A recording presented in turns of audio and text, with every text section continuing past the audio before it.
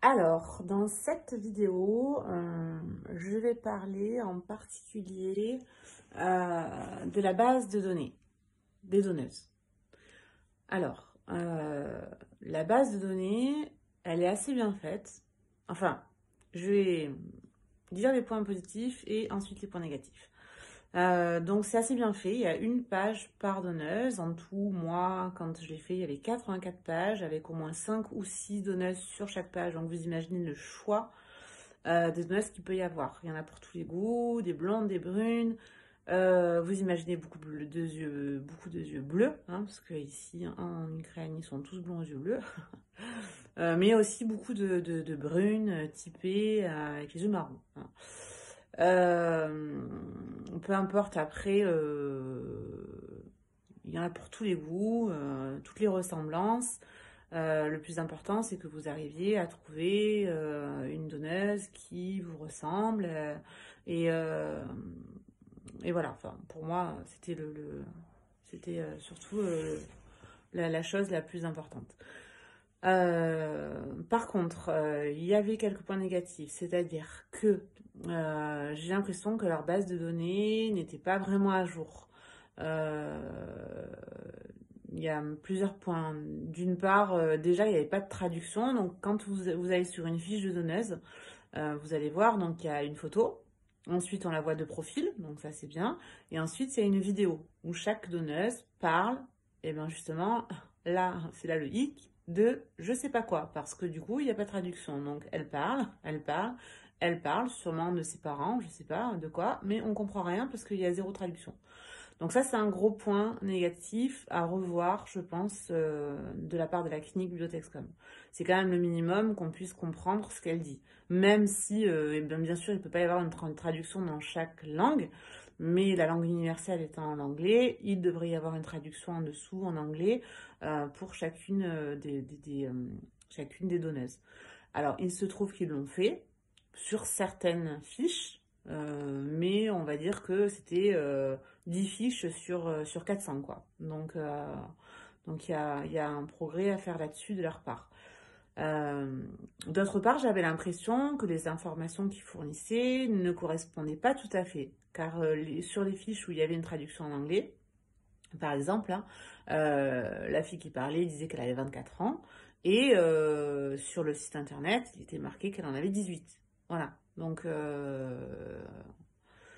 on ne sait pas trop si la vidéo a été prise il y a 5 ans et que le site n'a pas été mis à jour. Donc ça, c'est pareil, c'est un gros, un peu un flou autour de ça. Donc là, j'ai eu des retours négatifs auprès de ma coordonnatrice et je lui ai dit que c'était pas acceptable, que le site ne soit pas à jour. Je pense que c'est la base, que ça devrait être la base de leur travail, d'avoir un site qui soit à jour. Encore un point négatif, c'est-à-dire qu'il n'y a pas le groupe sanguin sur les fiches de ces donneuses. Moi, pour moi, c'était un aspect important aussi. Je voulais que la donneuse ait le même groupe sanguin que moi, pour des raisons personnelles, et aussi parce que je ne sais pas encore si je le dire à mon enfant, je n'ai pas vraiment pris la décision. Et donc, voilà, je voulais absolument quelqu'un qui ait le même groupe sanguin que moi. Et cette information-là, elle n'était sur aucune fiche. Voilà, donc deuxième gros point négatif. Sinon, je vais quand même dire des points positifs. Leur site internet est bien fait.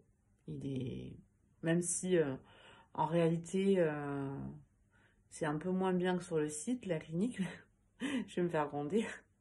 Enfin, si, elle est bien, mais les extérieurs, tout ça, enfin, Kiev, c'est un peu archaïque. Mais bon, à la fois, on est en Ukraine, hein, on s'attendait pas à du grand luxe.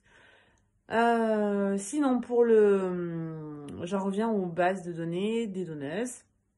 Voilà, les deux gros points négatifs, c'est ça. C'est le fait pas certaines que les fiches soient mises à jour.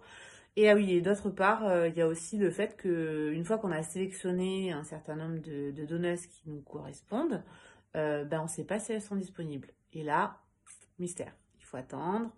Et là, en fait, ce qui serait pratique, c'est qu'ils mettent au moins, je sais pas, un système de point vert si elle est dispo et de point rouge si elle est en traitement avec quelqu'un d'autre. Au moins qu'on sache, quoi, qu'on se fixe pas sur quelqu'un alors qu'elle est en traitement avec une autre personne et qu'elle n'est pas dispo à l'instant T.